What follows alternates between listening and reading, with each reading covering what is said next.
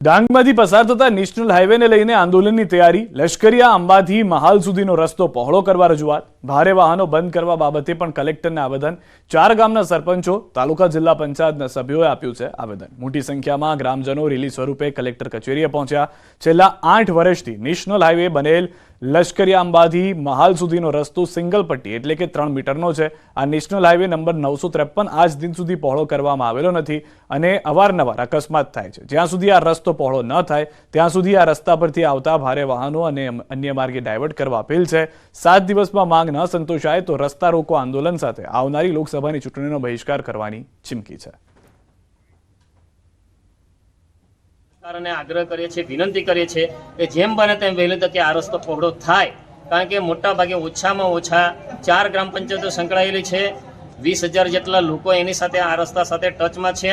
તો આ રસ્તો જલ્દી બને અને લોકોની માગણી સરકાર સુધી જાય એટલા માટે અમે આજે 4 ગ્રામ પંચાયતના આગેવાનો, ચૂંટાયેલા પ્રતિનિધિઓ, માજી પોલીસ પટેલ, કારભારી વગેરે બધા જ સાથે આવીને અમે આવેદનપત્ર કલેક્ટર સાહેબને આપેલું છે. ધારાસભ્ય જિગ્નેશ મેવાણીએ કર્યું ચુકાદાનું સ્વાગત. સુપ્રીમ ચુકાદાનું સ્વાગત તેવું મેવાણીએ કહ્યું છે. બિલ્કિસ બાનો કેસમાં સુપ્રીમના ચુકાદાનું સ્વાગત. हाल ही में सुप्रीम कोर्ट ऑफ इंडिया ने बिल्किस बानो के बलात्कारियों को 2 वीक के अंदर दोबारा सरेंडर करने का आदेश किया है. ये बहुत ही उम्दा जजमेंट है, मैं उसका स्वागत करता हूं.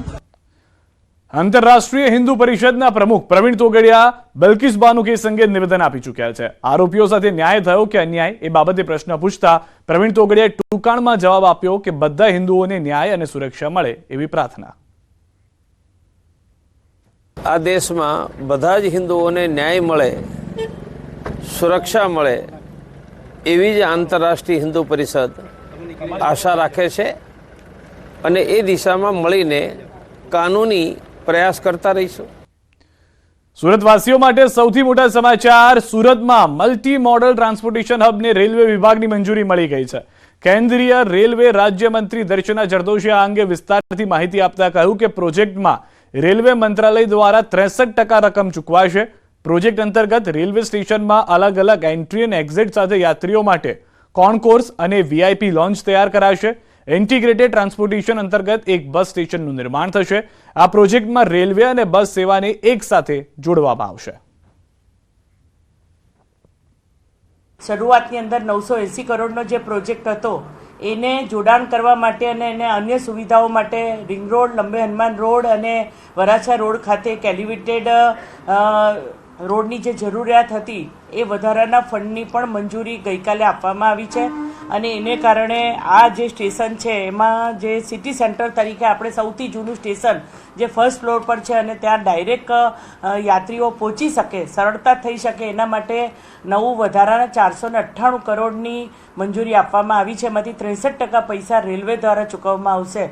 જેવી રીતે શરૂઆતથી જ આ આખો પ્રોજેક્ટ જે છે તે રાજ્ય સરકાર, કેન્દ્ર સરકાર અને કોર્પોરેશનના સંયુક્ત ઉપક્રમે જ્યારે તૈયાર થઈ રહ્યો છે ત્યારે એની સુવિધાઓને ધ્યાનમાં રાખીને આ જાહેરાતો કરવામાં આવી છે.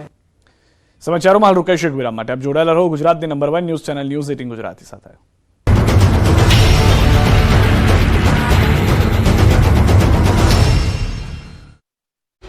મોદી से राहत दरे जमीन मेळववा रणनीति घडाई. અમદાવાદમાં કેમ્બેસ એસોસિએશનનું સંમેલન યોજાયું. આરોગ્ય મંત્રી ઋષિકેશ પટેલે આપી માર્મિક ચેતવણી. કહ્યું લાયસન્સ વગર ધંધો કરનાર પર થશે કડક કાર્યવાહી. વધારે નફાની લાલચમાં એનડીપીએસ, કોડિન સહિતની દવાઓ વેચનારાઓ ચેતજો. ગુજરાતના તમામ મેડિકલ સંચાલકોને કડક સૂચના. કેમિકલ એસોસિએશનને કહ્યું દવાના ડિસ્કાઉન્ટના બોર્ડ નહીં મારી શકાય. જો ડિસ્કાઉન્ટનું બોર્ડ લગાવાયું તો થશે કડક કાર્યવાહી. ખોટી દવાઓમાં ડિસ્કાઉન્ટ આપશે તો ફાર્મસી કાઉન્સિલ લાયસન્સ રદ કરશે. વલસાડ જિલ્લામાં કોરોનાની રી એન્ટ્રી. ઉમરગામમાં એક દર્દી કોરોના પોઝિટિવ આવ્યો. દર્દીને હોમ આઇસોલેશનમાં રખાયો. 2 દિવસ રાજ્યમાં માવઠું મચાવશે તબાહી. ભર શિયાળે કમોસમી વરસાદની આગાહી. ખેડૂતો સાવધાન, 2 દિવસ માવઠાનો માર. થોડા દિવસની રાહત બાદ રાજ્યના ખેડૂતો પર ફરી આકાશી આફતની આગાહી છે. ભર શિયાળે ખેડૂતોએ વાવેલા પાક પર મોટો ખતરો મંડાયો છે. એક તરફ અરબી સમુદ્રમાં સિસ્ટમ બની છે અને બીજી તરફ વેસ્ટર્ન ડિસ્ટર્બન્સ ભારત પર આવી રહ્યું છે. આ સિસ્ટમોની અસરની વચ્ચે દક્ષિણ ગુજરાત પર એક ટ્રફ રેખા બની રહી છે. આ વેસ્ટર્ન ડિસ્ટર્બન્સને કારણે એક સાયક્લોનિક સર્ક્યુલેશન બનશે અને તેના કારણે અનેક વિસ્તારોમાં ભેજવાળા પવનો આવતા કમોસમી વરસાદ પડવાની શક્યતા છે. હાલ ગુજરાતમાં ધીરે ધીરે ઠંડી વધી રહી છે અને ઠંડુ હવામાન શિયાળુ પાક માટે અનુકૂળ હોય છે, પરંતુ તેની વચ્ચે હવે કમોસમી વરસાદની આગાહીએ ખેડૂતોની ચિંતા વધારી દીધી છે. कारण होंगे ये है कि एक ट्रफ लाइन है जो साउथ गुजरात रीजन से होकर गुजर रही है, जिसके कारण ये डे 3 और डे 4 में बारिश होंगी आइसोलेटेड प्लेसेस में, सौराष्ट्र और गुजरात दोनों रीजन में. 2 દિવસ રાજ્યના કેટલાક વિસ્તારોમાં માવઠાની આગાહી કરવામાં આવી છે, જેમાં 8મી જાન્યુઆરીએ સૌરાષ્ટ્રના ગીર સોમનાથ, અમરેલી, ભાવનગર, સુરેન્દ્રનગર, બોટાદ, અમદાવાદ ઉપરાંત ગાંધીનગર, અરવલ્લી, બનાસકાંઠા, સાબરકાંઠા, મહેસાણા, નવસારી, વલસાડ, દમણ અને દાદરાનગર હવેલીનો કમોસમી વરસાદમાં સમાવેશ કરવામાં આવ્યો છે.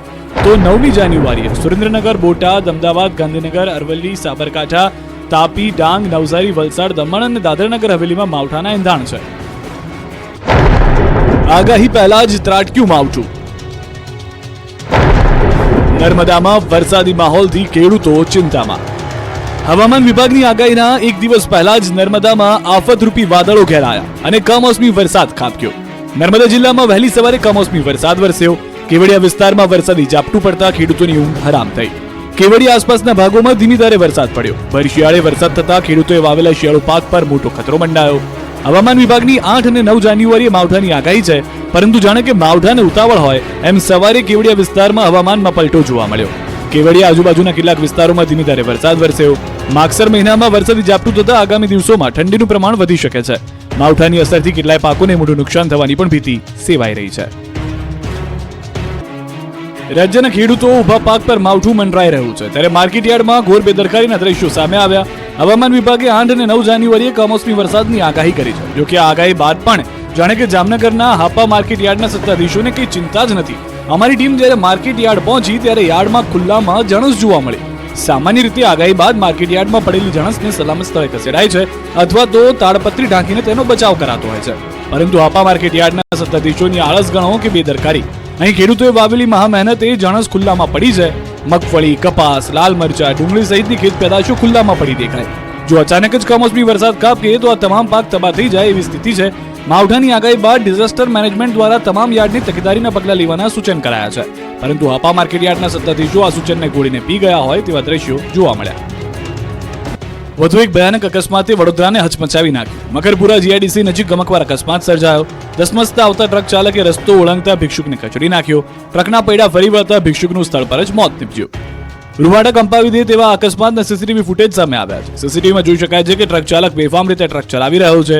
રોડની પાસે ભિક્ષુક દેખાઈ રહ્યો છે, છતાં તેણે ટ્રક ઊભી રાખવાની પણ તસદી ન લીધી અને ટ્રકના પૈડા તેના પર ફરી વળ્યા. અકસ્માતની આ ઘટના બાદ આસપાસના લોકોમાં ભારે રોષ ભભૂકી ઉઠ્યો. ફરી એકવાર શહેરમાં ટ્રક ચાલકે નિર્દોષનો ભોગ લીધો.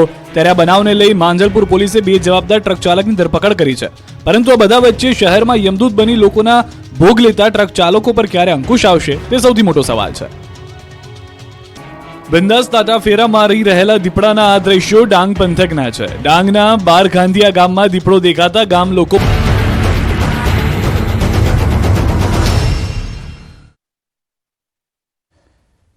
વિરામબાદ આપનું સ્વાગત છે. કચ્છથી સમાચાર. કચ્છમાં પ્રવાસીઓ માટે આકર્ષિત બનેલ રોડ ટુ હેવન વિસ્તારમાં હાલ પક્ષીઓ માટે જોખમ ઊભું થયું છે. તે વિસ્તારમાં ડ્રોન ઉડાડવા પર પ્રતિબંધ છે, કારણ કે ડ્રોનથી પક્ષીઓને નુકસાન પહોંચી શકે છે. પરંતુ ઇન્ફ્લુએન્સર્સ દ્વારા ડ્રોન ઉડાડવામાં આવતા હોવાની માહિતી જાણવા મળી છે, જે નુકસાનકારક સાબિત થઈ શકે છે. એશિયાની એકમાત્ર ફ્લેમિંગો સિટી કચ્છમાં આવેલી છે, જ્યાં ફ્લેમિંગોના બચ્ચાનો પણ ઉછેર કરવામાં આવે છે. ખાસ કરીને આ સિઝનમાં લાખો કિલોમીટરનો પ્રવાસ ખેડીને સુરખાબ અને પક્ષીઓ પણ કચ્છ આવે છે, પરંતુ આ પ્રકારનું કૃત્ય નિંદનીય છે. વન વિભાગ દ્વારા આ પ્રકારના લોકો સામે પગલાં લેવામાં આવશે તે પ્રકારે ખાતરી આપવામાં આવી છે.